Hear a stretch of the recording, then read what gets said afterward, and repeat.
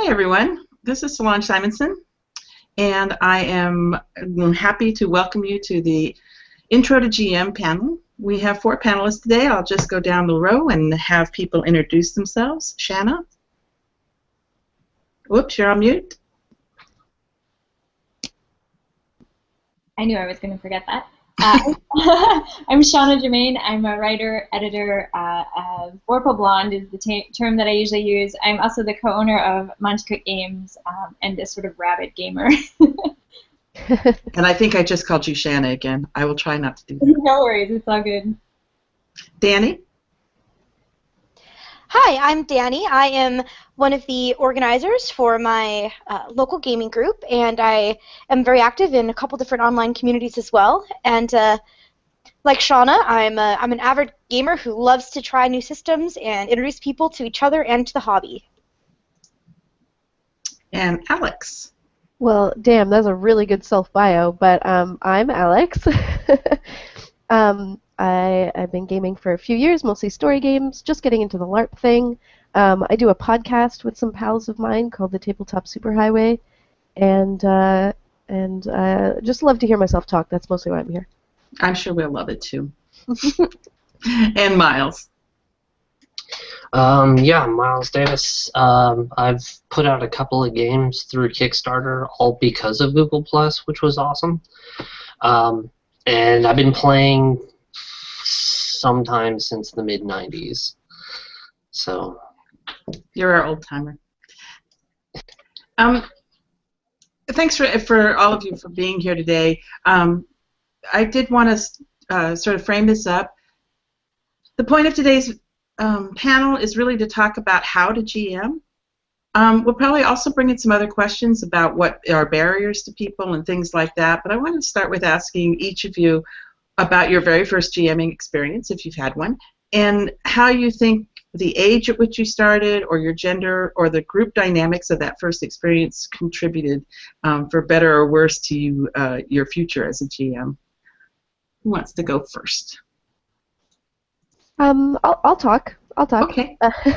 So I kind of laughed when you sent this question before we started because I don't exactly remember which game was my first game. There was all around the same time I GM'd a game of Kagematsu and a game of My Life with Master, and I also had like a really weird and disastrous attempt to run a 4th edition one-shot for a bunch of friends of mine who had never gamed before. And I say disastrous because we just went completely off book, and I didn't really know the rules. They didn't really care. It was a shit show, but we did have fun. And so I would say in terms of my early GMing experiences, things that made them really positive were, in the case of the Dungeons and Dragons group, running for people who had never played a game before. Man, if you run a game with people who are not, or for people who are not like seasoned pros, really takes a lot of the weight off. And you don't have to worry about the fact if you don't know the rules well, or you don't feel like they have a lot of expectation. So if you can game with newbies, I'm all about gaming with newbies to begin with because they come up with the coolest ideas. But yeah, it was really like a big weight off my shoulders, as where GMing for my regular group, which I did around the same time, was like so much more anxiety provoking, so much more stressful, and it was something that I resisted doing for a really long time. And something, I would say the 2 factors that kind of made me just shut up and do it were 2 really awesome games that were just so irresistible. I don't know if everyone here has heard of Kagematsu, but it's pretty unique, it's pretty amazing. And My Life with Master, even more so, has just a really bizarre kind of unique GM role. So I just couldn't say no. But the other thing was, the guys that I game with were just so encouraging. Like, no, here's a rule book, learn it. You can do this. You can do this. Set it up. We'll play. Don't worry about it. And man, having like really kind of direct, active support from the group that I was gaming with, that really makes a big difference.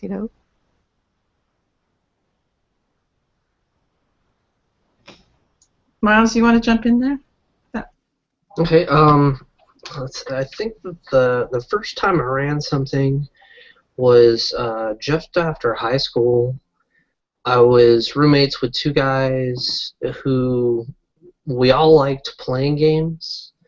One guy was really big into D&D, and so he was always running games for us. And it's not exactly the time 2nd edition Vampire came out, but it was close to about. And I said, hey, I'll do this, because he was getting real burnt out. So we started up with that. So it was me and two roommates, and we just kind of round robined, and nobody cared because everybody was, just having a lark anyway. So there was really low pressure threshold to get into it. Right.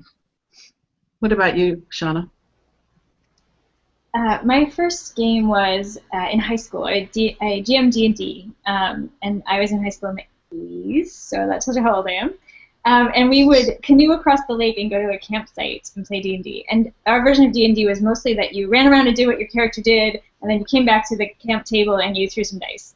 And it was very casual, but a lot of fun. And I hated DMing at the time because I had to sit at the table, and everyone else got to run around. And so I walked away from my high school experience thinking, I hate jamming so much. It's so boring. It's so awful. Everyone else gets to go, dance around and sword fights, and I have to sit here. And so I didn't actually come back to jamming for a long time. And then when I came back to jamming, it was for Gen Con publicly. And so that was a really quite a difference, and it was quite a leap. And that was I actually played the game in private with one other person first, to sort of get the jitters out and to make sure that I felt comfortable, and that actually that helped a ton. I don't know if I would have been able to do it if I hadn't just had that little practice session. Sounds like as a common theme of feeling confident is 90% of the battle. Dani, what about you? Are you GMing currently, or have you GM'd? Yes and yes. Excellent. Tell us all about it. I'm currently running some merch actually with Monster Hearts. A few of us from my local group got together outside of it to play Monster Hearts, and we did a short 2-session thing with one of the ladies GMing, and then after that I was like, I kind of want to try my hand at GMing this game because I've had so much fun playing it, and there's some really interesting things in the GM advice section. So it's going to be my first time, so I think I want to try the Blood of Misty Harbor pre-written scenario. So it was me and a few people that I was very comfortable with. We'd known each other through the group and gotten to know each other during the course of the earlier game together. And it was very nerve-wracking. And I actually found that having that pre-written scenario was not helpful. It was not as helpful to me as I thought it would be. I did not have the experience necessary to quite know how to give them the freedom to do while also kind of moving it ahead the way it was supposed to. And I learned a lot from it, which was the most important thing, and had fun, and they were all very appreciative, and I did do some things right, so it was nice to get that feedback as well about what I did well and what I could do better in the future. So overall, jamming has been a pretty good experience for me. Excellent. At True Confessions here, I have GM one game, and it was a complete disaster, sort of in the same way that that Alex was talking about. We all had fun. It was with my online gaming group, and they cut me no slack. They were so horrible to me, but it was pretty funny actually. But it was it was sort of a way to get my feet wet. So that was not an experience I would repeat with strangers, although I still speak to all of these people and I still like them. But I think I did learn a lot. I learned a lot from just sort of trying it out in a safe environment and seeing what it was all about. And that's one of the questions I want to ask this group is, you're all GM'd, you all have some experience with that. If you were going to say, well, this is what the GM's job is, how would you answer that? What is the role of the GM all about? And I'll go to Alex first. Thanks.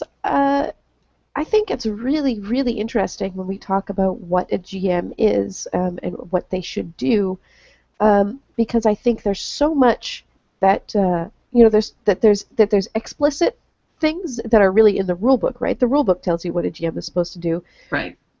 But then there's this whole other world of kind of implied. Mm-hmm. Pardon me a moment while I cough along. Poor Alex. She has a cold, so we'll bear with her. Thank you. So yeah, I think it really varies from group to group and from game to game.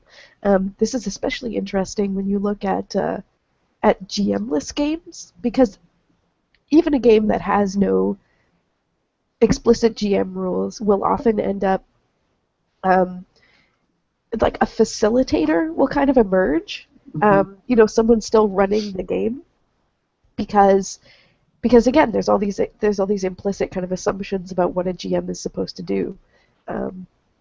So yeah, I just think that's an interesting question.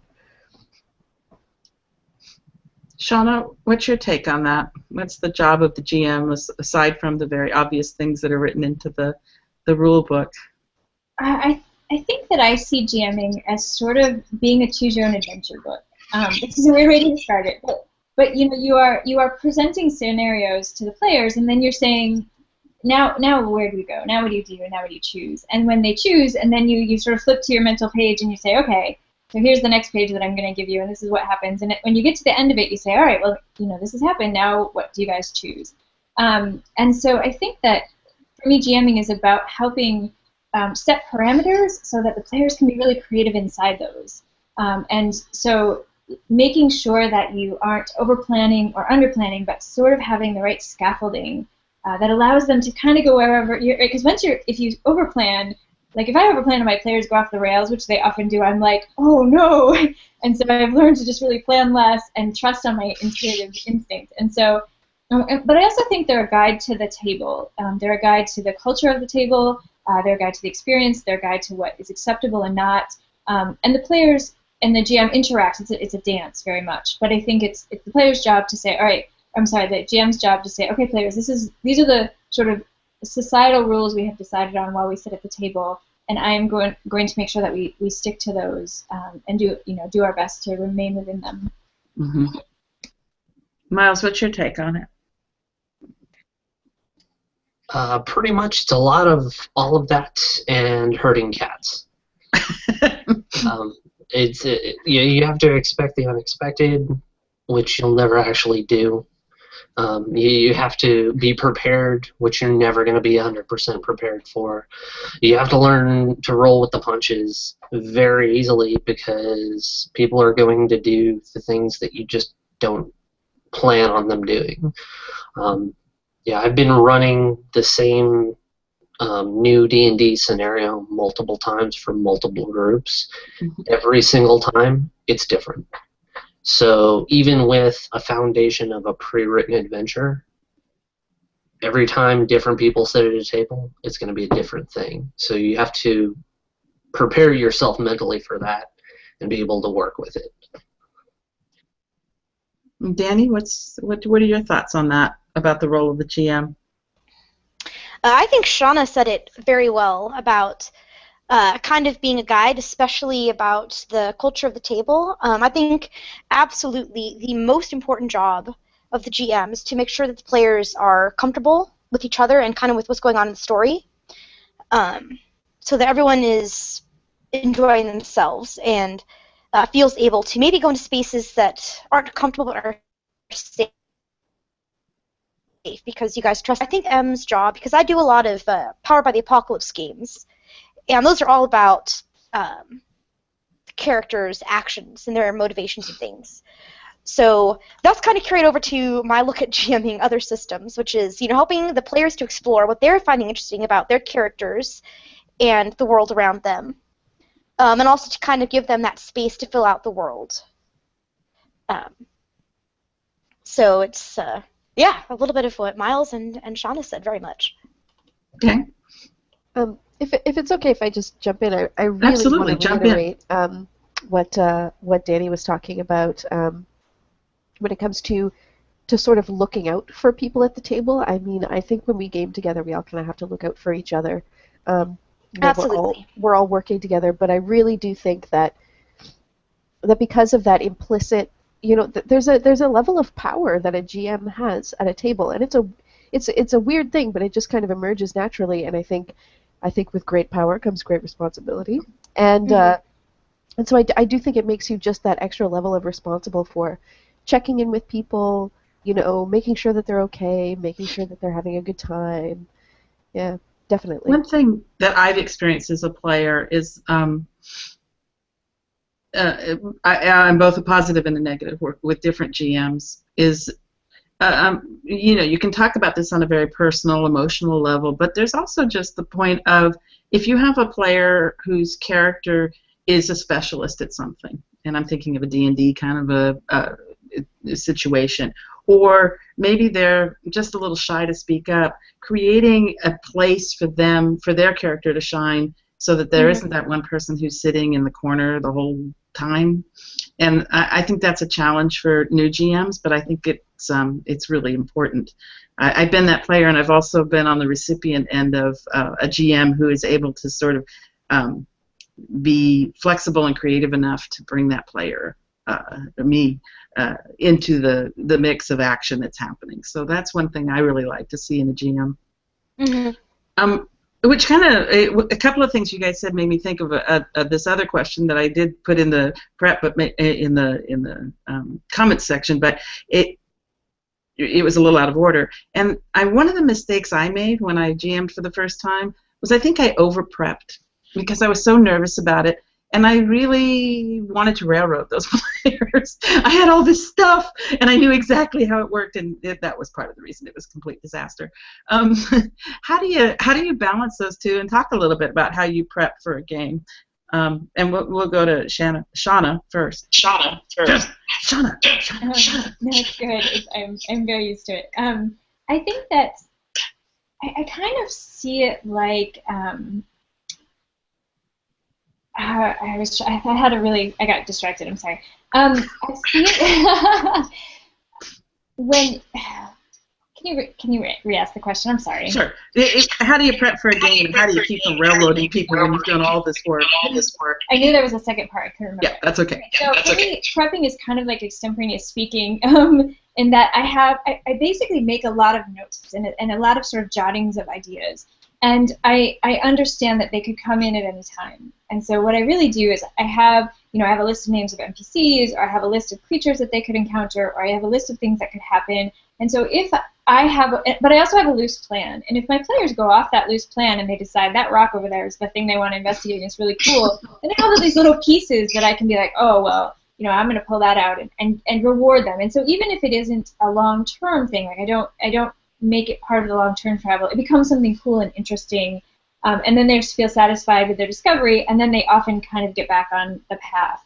But I think over-planning is also, it's definitely the mistakes that I've made the worst, is sort of like, okay, and so now you guys want to do this, right? And if they're my players, they say, burn it with fire. Burn it down. Not interested. Burn it down. Miles, what's your take on prep versus not railroading? Yeah, I mean, I would definitely second that. It's kind of like writing. You don't write the whole thing. What you do is you get down your main points. I want this thing. This also could happen. This also could happen. This is a goal that people will come across. So, like, I've got 3x5 cards. That's usually the extent of my prep, unless I'm running a pre-written adventure, which I do plenty of because I'm lazy. But yeah, you can't. If you overplan, you're just going to ruin everything for everybody. And worst of all, you're going to ruin it for yourself, which is going to just be this slope down where you don't want to do it because everybody always ruins your plans, and then you get into quantum ogre territory, and you don't want that. Did you say quantum ogre territory? Yeah, it's a specific type of railroading where you want the party to go right because you have an ogre there, but they go left, so the ogre is there. So you put these things in front of them regardless of their choices, which negates their choices. So you don't want to do that. Matthew Vanek just asked a question on comments, and that is, do you think some systems lend themselves more for high versus low planning? I would definitely agree. Some systems will need to have definitely stats for monsters plotted out, things like that. In that case, you're going to need to have that information available to you. And then other systems, prepping too much is like the worst thing you can do. Like the Move Engine games, I like to say, that's where agendas go to be murdered. Because there is just no way that you're going to be able to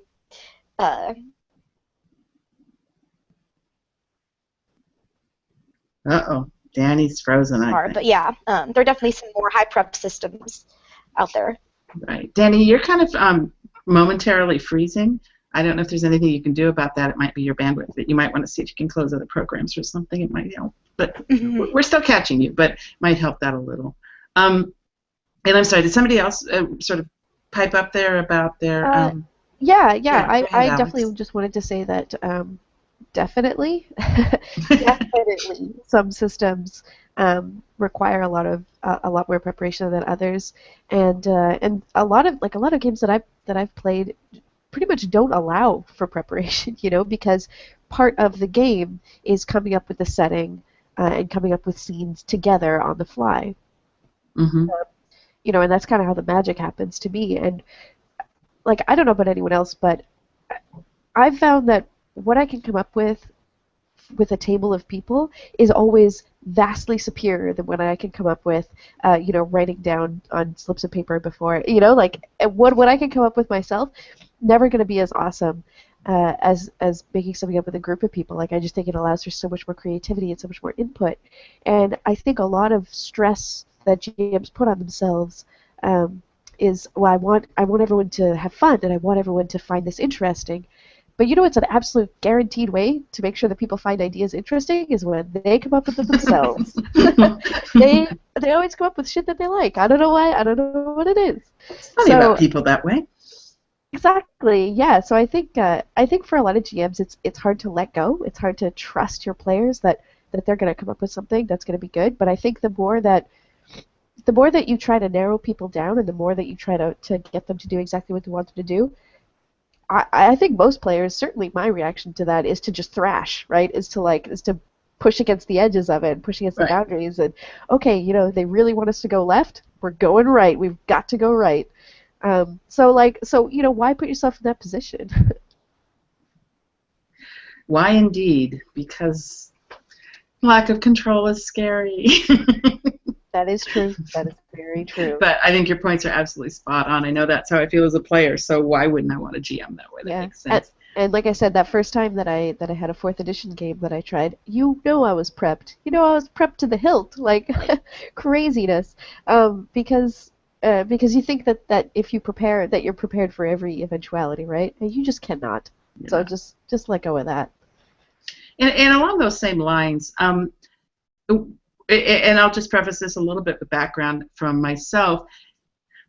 I'm always sort of nervous for one reason, because I haven't been playing RPGs that long. So I don't have this vast organic knowledge of role-playing games that helps me learn a new system quickly or just fit it into this existing framework.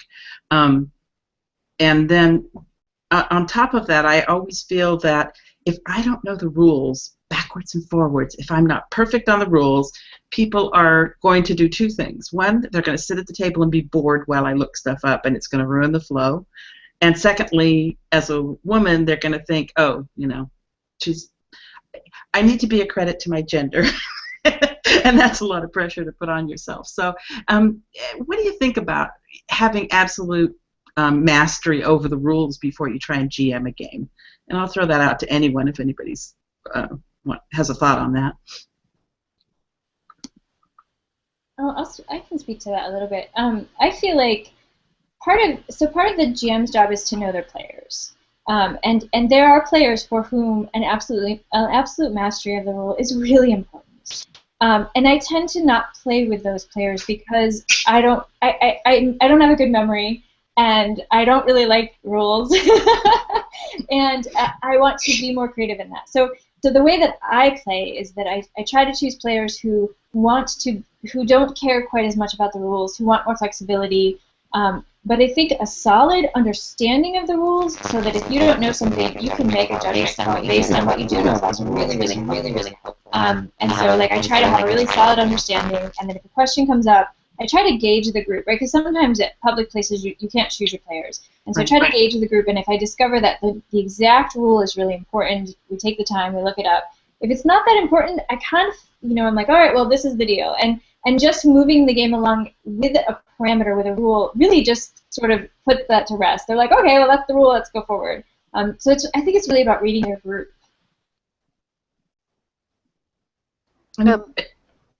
Sorry, was someone else? No, go ahead. Go okay. ahead. I think you're absolutely right that it really varies from group to group, and I think some people will find it more or less important. Something that I would say to new GMs is pick a system that you can learn inside and out. If you find a more rules light system, like try GMing Dungeon World before you try GMing Dungeons and Dragons. I think it takes a lot of the stress off when looking up the rules. When looking up the rule is just a matter of flipping through the book rather than this is the 300-page the tome. Exactly, ancient tome of knowledge. You must have it memorized. I would find that difficult too, and I would find that intimidating. The other thing is, if you're worried that you don't know the rules as well as other people at your table, again, what a great resource. People complain about rules lawyers, but it's I love having someone else at the table who can just do all the math for me, or whatever it is. Sorry, that's such I shouldn't say shit like that, but again, your players are resources, and if there's someone who's a total rules lawyer, be like, great, awesome, you look it up, you figure it out. That's rad. And another thing that I would say to new GMs is, again, rules light systems are handy, but also just bringing a new game to your group, right? Where, okay, we're all going to try to learn this together, and that's going to be part of the fun, is that we're all learning a system together. I think it takes some of the pressure off of you, and I think it's interesting for people too, right? I think that can be sort of its own kind of fun. Excellent. We do have a couple of questions from the audience. I'm going to take them a little out of order since we're talking about rules and railroading. Thomas is asking, are there systems that we prefer for railroading and systems you prefer for winging it? And I'm not sure anybody here is a railroader at all, but it's an interesting question. I mean, are there systems where it makes sense to try and keep people to a more predetermined path than others? And you all look very thoughtful. I'll jump in if no one else is. Go, Alex. Go ahead. When I can think of any game that coming up with the setting is part of the game, you're going to be in a good spot. So, Dani, I'm sure you were just about to say any kind of Powered by the Apocalypse game. If you're going to play something like Monster Hearts, if you're going to play something like Apocalypse World or Dungeon World, half the fun is coming up with everything together. Like I said, it's not only less pressure, but you're basically unloading a bunch of work onto your players. What a good bit, right? It's a little tip for you. Other kind of rules light systems that I can think of that for winging it, gosh, so many. Everything from Lady Blackbird, Lasers and Feelings. I just played The Warren, which is another Powered by the Apocalypse game. Yeah, I just feel like there's a ton, but those are the ones that are coming to mind immediately.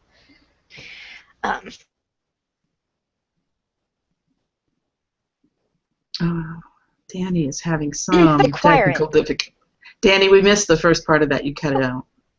Sorry, I've tried to do what I can. What can you do? So as I was saying, one great thing about systems that require a lot of player input for the setting are that is the players telling you, hey, this is what I'm interested in and excited about. Mm-hmm. So they're giving you cues right there that will keep them engaged. And And the systems that Alex just mentioned are really great for that. Now, other systems that require a bit more prep would be things like Gumshoe or anything that's kind of heavily on the investigative side. Because you need to have the pieces there for the players to find and hopefully have more than one way for them to get the information should things go terribly wrong, as they sometimes do, especially with my luck with the dice, but moving on. So I'd say, like I said, systems like Gumshoe or basically anything where you're going to need to do a lot of statting of an area or various foes and things. Yeah. And D&D style games or non-story games. I mean, brief opinion piece, op-ed. I think that the line between story games and D&D style games has really gotten blurry. And now you've got all kinds of hybrids, and we have Shanna sitting here to attest to some of that. And so that's familiar shorthand, but I don't take that too seriously anymore. D&D style games, having said that, are extremely crunchy, some of them. And those, I think, are the things that I find really intimidating, is like combat rules and bonuses and then feats, and then but no, if you don't roll this, you can, and then you take advantage, and after a while you're like, there's no way I can manage all of this. As I'm playing them over and over again, it all is becoming clearer, but it takes a lot of iterations, especially when you try and teach an old dog new tricks. So, yeah, that I don't know if that speaks to your question, Thomas, but I would say the very crunchy D&D games, in a way, they don't lend themselves to railroading necessarily, but certainly they are a little bit harder to wing without making people sit or just making GM fiat on the fly. Actually, I have one more thing that I just thought of. I don't know if any of our listeners are familiar with Dread. That's the Jenkin Tower game of horror. It's totally I've heard rad. about that, and it looks really interesting. I've never played it. Oh my gosh, it's pretty great. It's really amazing, and I think it's something that's a very unique GM role, and it really strikes a balance between, because really if you want to play Dread, you pretty much have to have a play set, right? Because the characters all have these questionnaires that they have to fill out. So you need to pretty much have your module or your setting good to go before you start. But, like I said, you have to have a bunch of questions for your players, but they have to answer them. And so I think Dread is very friendly to people, to the GM, in that you both have a story that you know that you're kind of going to tell, and you know the few beats that you have to hit, you know the general setting, that kind of thing. But at the beginning of the game, you require your players to tell you what they're afraid of and what they find interesting and what they think is cool about their character, and they literally write it down, and then you get to read it. Another really great game for that is Misspent Youth, which again, part of the setup is that your players tell you what makes them mad, like what gets them angry, and you get to just collect those delicious pieces of information and then do those things, right? Then dole those things out as the GM. Is a very satisfying process. Excellent. We do have another question, and then I'm going to loop back with some follow-up that Matthew Bannock has given us. But I did want to, I did want to push the wrong button, apparently. Hang on one second. I did want to also address this question that Shay Reinke, I think her name is, and that is she's talking, or he, I'm not sure, is talking about a golden hour. In other words, where they sort of put the players in a situation where they are interacting with each other instead of the rest of the world, and was wondering if any of our GMs also do that. So let's get Miles in there to talk about that more from a perhaps a D&D style game. Maybe. I'm not sure. I probably just kind of let it go all the time, because what I like best is when everybody's interacting back and forth, coming up with decisions, having that argument but not really arguing, that people do when they're trying to decide which of the 4 terrible ideas they've come up with is going to be the one that's the least worst. So, I mean, I always like to have that take more precedence over anything else. But then, you know, you're still got to push a plot if you're trying to push a plot, or if you're playing, you know, organized play, you've got a certain amount of time. So you want to make sure that everything gets its spotlight, including, you know, intra-party role play. Right. Anyone else have any thoughts they want to share on that question? About PC to PC interaction and whether you specifically try and make time for that?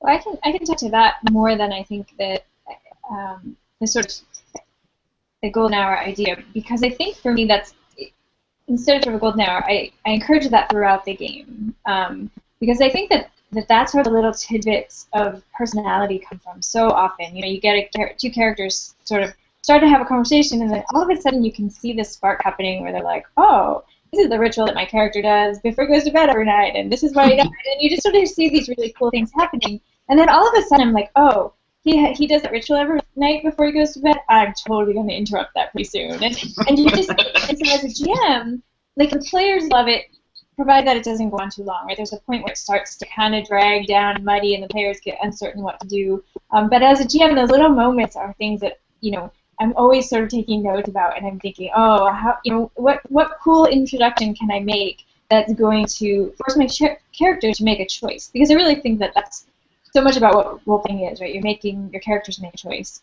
and I find really great choices come out of those moments. So you can kind of look at that in 2 ways. One is you find ways to screw with your players, or you can look at it as you find ways to bring each player into the action. So, or both at the same time. Excellent. Anybody else have any thoughts on the golden hour or interaction between PC to PC? I think that's really cool, and I think like that's not something that I have focused on as a GM, but I think it's really neat to have something that you can sort of take as, this is, I know I've done a good job when, right? Like for me, I really like when you know, if I have a player who's really quiet, if I can get them to come out of their shell, then okay, I know that I've done it. I'm a good GM. If everyone at the table is laughing, then I know I've done a good job as a GM.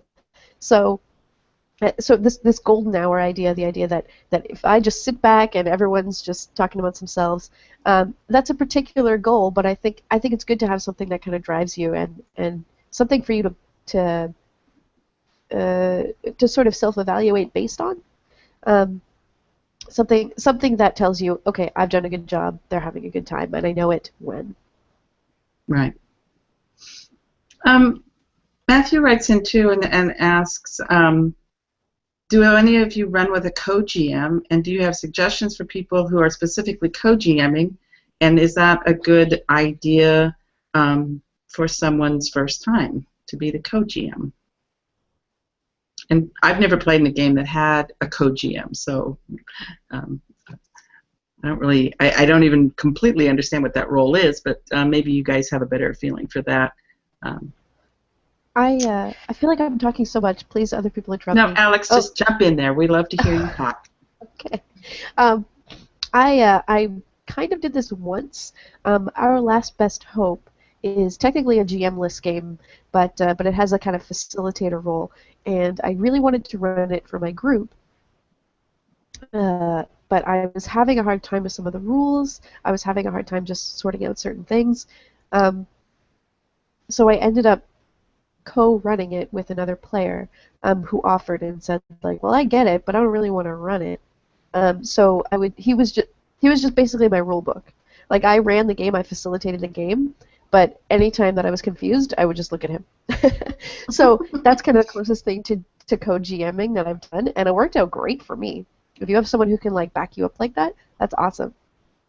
It almost sounds like you're saying if you're a first-time GM, you might want to be the GM and have a co-GM be your co-pilot, sort of. Yeah, co-pilot. I love that idea. Yeah. And you can then get T-shirts that say an arrow, this guy is my co-pilot, and all of that good stuff. Anybody else have thoughts on co-GMs? Yeah, I was gonna say, it's definitely like Alex was saying. Like, if you have a great idea, but you don't have what you feel is enough of the rules under your belt, because rules mastery is whatever.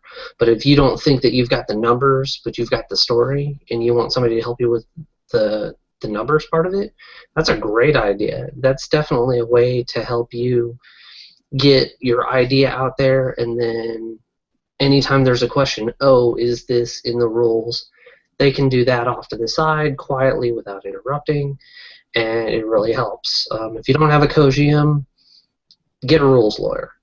And they're like, give them that homework. Be like, hey, you're gonna be my go-to guy for if we need to do something.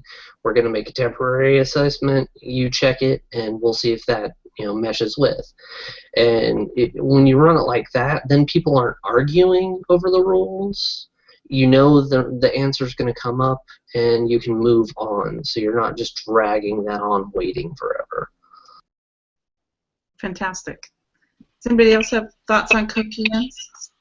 I'll talk a little bit to that. We strongly believe in co-GMing, and the reason for it is because what we see is that people have one specific fear, and that fear, especially new or beginning GMs, and that fear is the rules. That fear is public speaking. That fear is, what if I don't know what to say next? And so I think, like, as a guide, GMing with someone who's new is super awesome. And you say to them, what is your fear? And then the very first time, you tackle whatever that fear is for them and allow them to do the things that they feel confident about. So if someone's like, I got a great story, or if someone's like, no, I get the rules, but I don't understand how to tell a story. So you do whatever they're afraid of. And then the second time you do it, you allow them to do just the part that they're afraid of. And you take care of all the other stuff so that they can really focus on that thing. If it's public speaking and that you have their back, then this is their second time, they've done it once, and they can really focus on that. And then by the third time, I feel like people are really ready to go, they've got it nailed, they feel super confident. And it's such a great way to start out because you almost can't have a bad experience GMing if you have that kind of support, I think. Fantastic. I love the idea and didn't really know much about it, so that's really helpful. I'm just going to check one more thing here. Oh, one thing I did want to ask you guys, because I think that this is sort of lead by example kind of thing, and that is, tell me about just the best experiences you had, when you were sitting in the GM chair, and what made that so great. And Dani, why don't I go to you first and put you on the spot.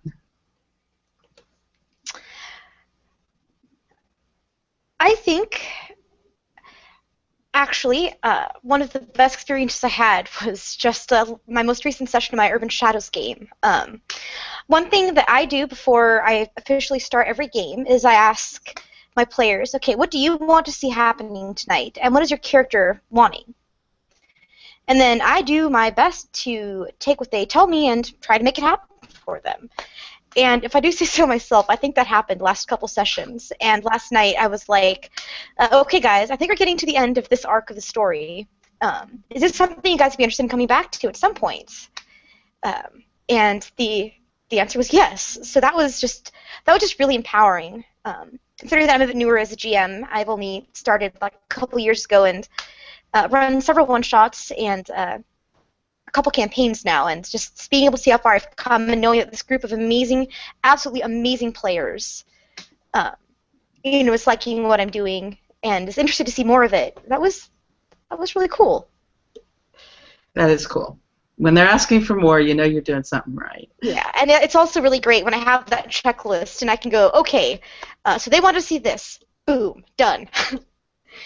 So that's definitely one piece of advice I would give to any GM is just ask those two questions, especially in a more narrative-focused game. What do you want to see? What is your character wanting from the evening? And of course it shouldn't be just like handed to them on a silver platter. They should work for it. But if there's any way to make it happen, especially from the player standpoint, what they're wanting to see, then you should definitely take some time to try and figure out how you might be able to do that. Cool. I can answer that. I can answer that question. My best GMing experience, every single time I've run Kagematsu. That shit is guaranteed gold. Because I can't wait to play that, by the way. it's really worth doing. It's an interesting system, and it has some flaws. We could talk about that, but in terms of, you really get to see a side of your players that you may have never seen before, because it asks something so different of your players, and it requires a certain amount of vulnerability to play in a romance game, especially if the people playing are not used to that, and it requires a certain vulnerability and a certain openness, I think, to character of another gender. So to me, it allows me as a GM to be really caring and to like really foster and encourage and like help people bring that out. And to me, that is so rewarding. And at the same time, I get to see this like really kind of different side of people who, in some cases, maybe I've been gaming with for years and I've never seen this side of them. So Kagematsu is just routinely, it is every single time just so satisfying for me as a GM. Excellent. Miles, what about you? A few weeks ago, I started picking up running the occasional Adventure League D&D game, and there's a kid there. It was his second game, like, ever, and he was playing a druid, and they were going through a swamp, and there were some livestock that had been stolen. He's like, you know what? I'm going to turn into a cow, and I'm going to get all the cows to stampede with me. And like, just being so fresh and just having, a new set of ideas brought to the table, it was awesome. Everybody loved it. Everything, they all planned well, and he just had this, great moment where he could shine. I was like, that's the kind of stuff you want. Fantastic. That must be really rewarding with new players, especially. I mean, it's great when anybody does that, but if you're running a game and a new player has that kind of experience, that's fantastic. Yeah. And as far as I'm aware, like, I've been back a couple of weeks since. He's been back weekly. So, that's great. Somebody is getting into any game like that with that kind of passion is always awesome. Yeah. Shanna, did you have a story you want to share about your best GMing experience ever? It's so hard, but I will pick my best, most recent. Okay, fair enough. So one of the things that I'm a huge fan of is props, and I don't necessarily mean like miniatures, although those are great, but I mean like other props. Like if it's a horror thing, give lighting properly and good music and candles and just all those kinds of things that set an ambiance. And I think props are very hard to do when you're in public games or games that you don't know. And so I try to come up with creative props that I can use, like if I go to a game store and run a game. And so I went to a game store to run Numenera, which is one of the games that we make. And the thing about the system is you don't use dice as the GM, and so you don't have to be at the table. And so that's one of the things that you're just telling a story. The players make all the rolls. And there was this huge whiteboard at the store. And so I took on the role of sort of the historian of the activities of the group, and I am a miserable drawer, and so I was making it. I mean, they came out like cave drawings, and they were hysterical, and they kept referring back to them, like to this pictogram thing that I was creating, and it became such a wonderful, integral part of the story, and they were having such a great time, and at one point, in those conversations that we're talking about, where they were talking among themselves, they were saying, we should do something really fun that our I can't remember, they had a name for the person that was drawing, and I can't remember what it was, so that they'll draw it and we can see it, and so it actually changed the curve of their characters' desires, and I just thought that was really fun to watch. Yeah, that's fascinating that your attempt to document actually became a feature of the game, so that's really cool. We have a really nuts and bolts question here from Sarah Bonilla.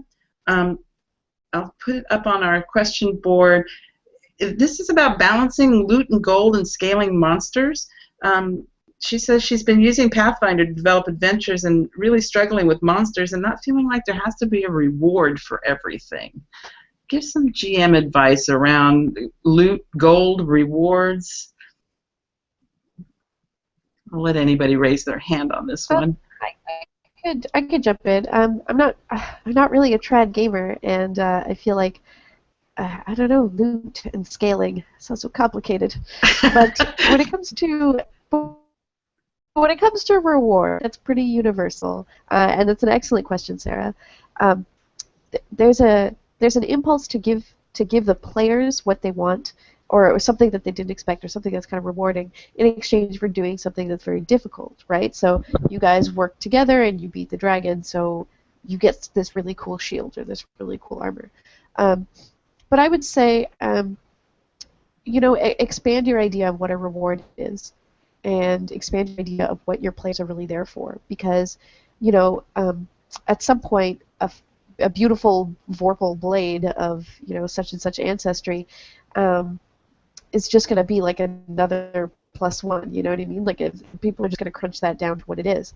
So I think in terms of rewards, it could be like you learn something new, or something really cool happens to your character, or something gets resolved that they've been trying to resolve, or they can move forward in terms of character development.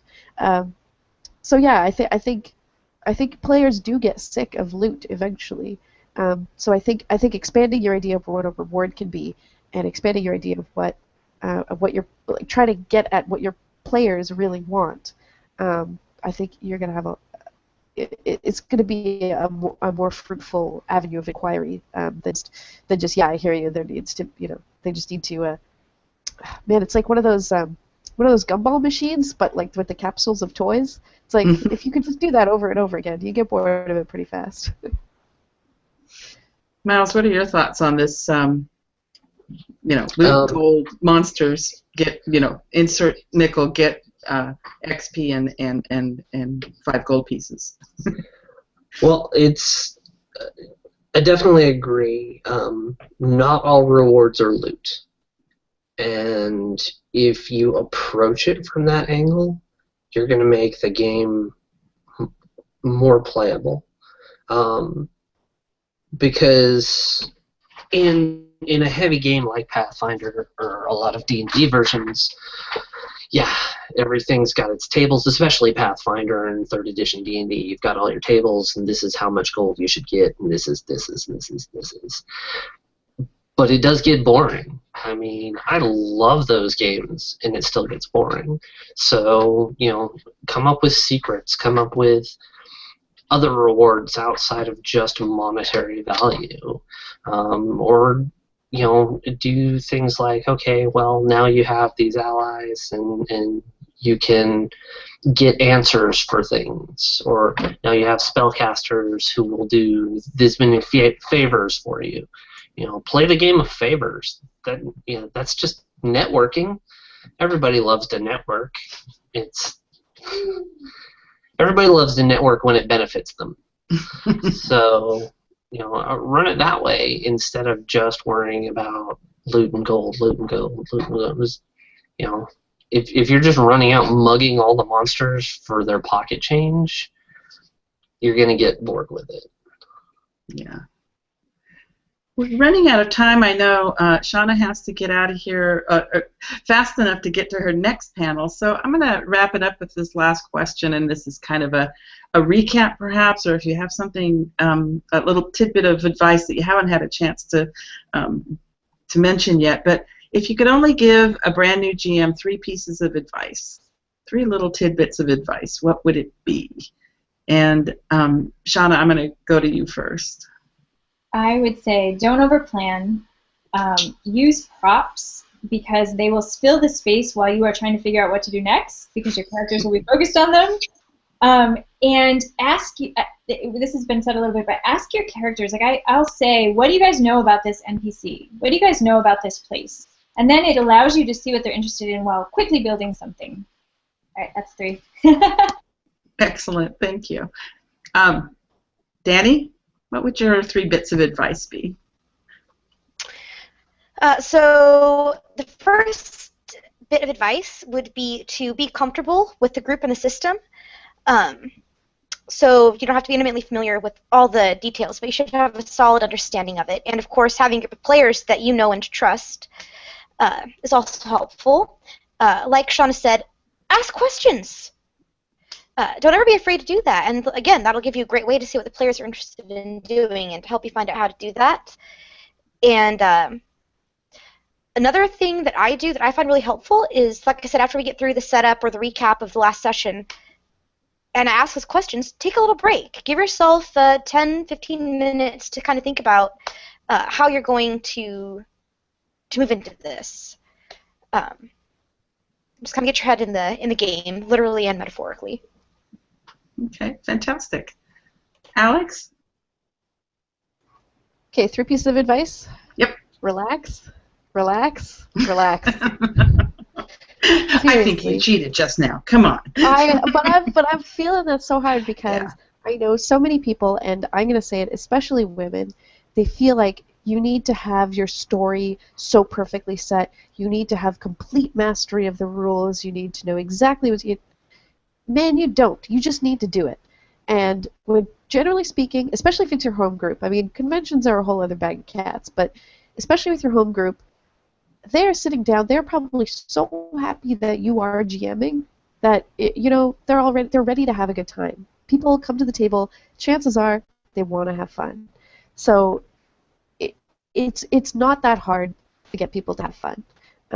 So yeah, I would reiterate what Shauna said about not over prepping. Don't sweat it. I would reiterate what Dani said about take a break. Like seriously, if you need a break, give yourself a break. That's something that I think we don't do enough at the table. And just take a deep breath, and you can do it. If you think that you can't do it, you're probably wrong. You could probably do it. Well said. What about you, Miles? What's your 3 tidbits of advice for a brand new GM? The first is rules mastery is a lie.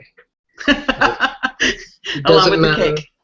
It does not matter what game you're playing. Nobody's perfect. Even people who wrote the games, they change things or forget, or it's not going to happen. So don't worry about it. Perfection is the enemy of good. Definitely. I'm sorry to interrupt, but fuck yeah. You think someone knows all the rules? They probably don't. They're just acting like it. And I say this as somebody who strives to know all the rules. It doesn't happen. So you can do it. Anybody can do it. You don't have to have an original story. You can have a pre-written module. Just do whatever you want to do. Get some friends together and play a game. It's possible.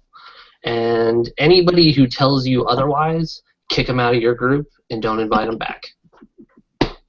That's hardcore, but I agree. Well, thank you so much, everyone. We are out of time. I apologize to those people who are viewing who wrote in questions that we didn't get to. There's a couple of those, but maybe we'll do this again sometime, and I hope you'll continue to ask questions. Thanks so much to you guys. Great panel. I very much appreciate you joining us, and stay tuned. There's a panel coming up at 5. Shauna will be on it, and it looks to be quite interesting about creating games. So thank you, everyone. We'll sign off. Thank you. And thank you for moderating, Solange. You're very welcome. Thank you. Thanks, everyone, for listening. Bye.